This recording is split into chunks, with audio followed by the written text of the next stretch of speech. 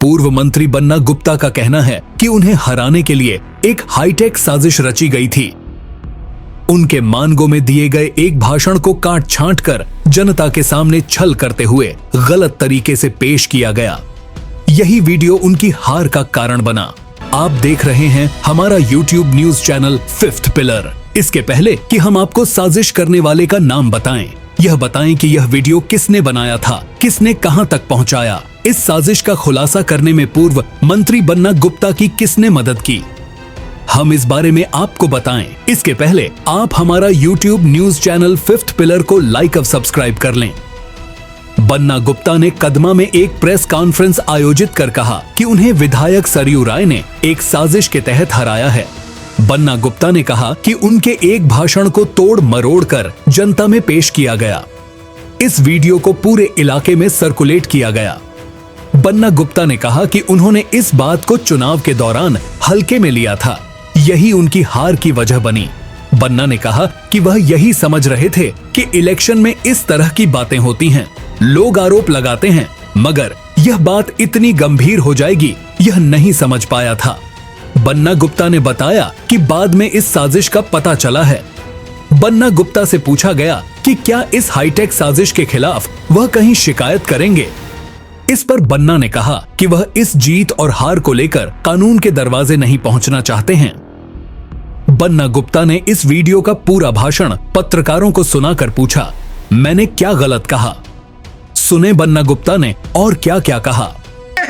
उनके घर जाते हैं, सेवई खाते हैं, उनको मुबारकबाद पेश करते हैं, और यही तो गंगा जमनी तहजीब है, यही तो ये हिंदुस्तान है, यही तो हमारी पहचान है। आप कह रहे हो लड़ाओगे, कटाओगे, बटाओगे, तुम कटाओ और बटाओ।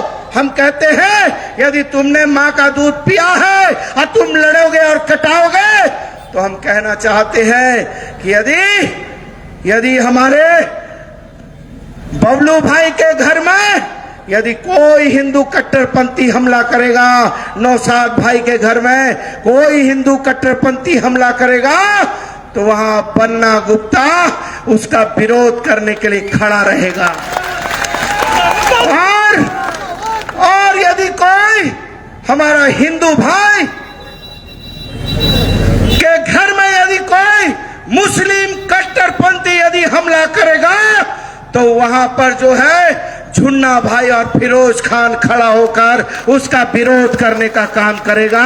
यही तो तहजीब है, यही तो पहचान है, यही तो ताकत है, यही तो भारत है, यही तो मादरे वतन है, यही तो माँ भारती है। आप किस माँ भारती की बात कर रहे हो?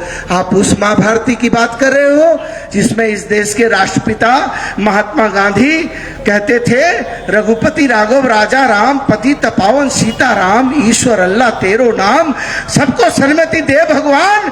और आपने प्रार्थना सभा में जाकर इस देश के राष्ट्रपिता के सीने में गोली मार दी और उन्होंने अंतिम 3 ही शब्द कहे थे, हे राम हे राम। आपको कि एक नैरेटिव जब होती है, जब एक नैरेटिव सेट कर दिया है और दुष्प्रचार किया है, झूठा प्रचार किया है, आपके सामने मैंने प्रमाण दिए हैं, आपके सामने मैंने प्रमाण दिया है और प्रमाण आपके सामने मौजूद है कि मैंने वो उस भाषण में क्या कहा और उन्होंने क्या जनता के बीच में परोसा है, जनता को क्या दिखाया है, जनता में क्या मैसेज दिया है।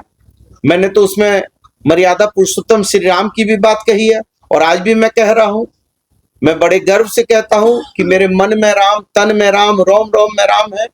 और राम नहीं मिलते ईंट और गारों में, राम मिले निर्धन की आंसू की धारों में, राम मिले वचन निभाती आयु को, राम मिले घायल पड़े जटायु को, राम मिले अंगद के उस पाँव में, राम मिले मर्यादा से जीने में, राम मिले हनुमान के सीने में। तो मैं तो आज भी कह रहा हूं कि मर्यादा पुरुषोत्तम श्री राम का मैं भी भक्त था और इस देश के राष्ट्रपिता बापू भी भक्त थे, जिनके सीने पर गोली मारी और अंतिम सांस में राम राम कहकर उन्होंने प्राण त्याग दिए, उनकी भी जो है हत्या कर दी गई थी। बन्ना जी, आपने कहा कि नहीं, देखिए मैं बहुत कानूनी कार्रवाई मैं उस चीज में करना चाहता हूं। मेरे व्यक्तिगत जीवन को लेकर, मेरी व्यक्तिगत हार और जीत को लेकर मैं कानून के दरवाजे तक नहीं पहुंचना चाहता हूं। मैं इस जीत हार में जनता सर्वोपरि है और ये लोकतांत्रिक व्यवस्था है। ठीक है, हमको जो बातें कहनी थी मैंने जनता के बीच में कही है, लेकिन हाँ, यदि हमारे कार्यकर्ताओं का उत्पीड़न होगा या कहीं पर भ्रष्टाचार के मामले आएंगे, कहीं पर ऐसे मामले आएंगे जो मामले विधि सम्मत नहीं होंगे और कानून को हाथ में लेने की हिमाकत कोई भी करेगा, तो वो पूरी मजबूती के साथ हम लड़ाई लड़ेंगे और पूरी मजबूती के साथ जवाब देने का काम करेंगे। पन्ना जी, नहीं, देखिए, ये तो निश्चित है कि आज भी उन्होंने कहीं मुझे वीडियो अभी भी मेरे पास मौजूद है, उन्होंने खुद इस बात को स्वीकारा है कि वो वीडियो से हमको 40% हमको फायदा मिला है। तो वो वीडियो को एक साजिश के तहत चलाया गया, घर घर तक पहुंचाया गया, आधी अधूरी बात, आधी अधूरी जानकारी के साथ घर घर तक पहुंचाया गया। देखिए, लेकिन निश्चित तौर पर जब भी कोई चुनाव होता है, चुनाव केवल जो है आपकी बात से हम असहमत नहीं हो सकते हैं। चुनाव में हो सकता है कि कुछ जो जनता के बीच में हमको जो संवाद देना था, हमने आपको कहा कि हमारी योजनाओं को बेहतर तरीके से जनता के बीच में नहीं ला पाए, अपनी बातों को नहीं जनता तक पहुंचा पाए, ये भी कारण होंगे, इसलिए वो भी कारण होंगे। लेकिन वो कारण जो है, वो कारण तो एक कारण है, लेकिन छल पूर्वक दुष्प्रचार करके, गलत तरीके से नैरेटिव सेट करके, जनता को दिग्भ्रमित करके यदि ये चुनाव जीता गया है, तो इस पर मेरा बोलने का पूरा अधिकार है और जनता को मेरे संवाद तक, मेरा संवाद जनता तक जाना चाहिए था कि क्या सच्चाई थी।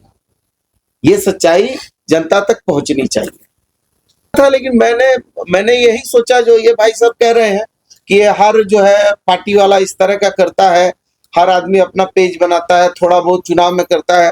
तो हम लोग तो यही जान रहे थे कि ये चुनाव की प्रक्रिया में थोड़ा बहुत जो है आदमी जो है इस तरह का ये करता है, लेकिन मुझे ये नहीं मालूम था कि ये एक पूरी गंभीरता पूर्वक सोची समझी ये बड़ी साजिश होगी और ये एक बड़ा नैरेटिव सेट करने के लिए शुरू से ही हिंदू मुसलमान का कार्ड ये लोग खेल रहे थे।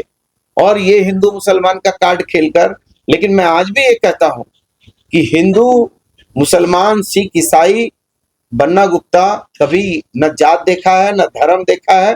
मेरे पास जब कभी भी कोई लोग आया है तो मैंने सिर्फ और सिर्फ मानवता देखी है और मानवता देखकर काम किया है। न मैं ऊंच देखता हूं न नीच देखता हूं, मैं मानवता देकर काम करता हूं और मानवता को ही सबसे बड़ा मैं अपना अस्त्र मानता हूं। तो ये बात को कहा है कि भाई ये यदि मेरे चुनाव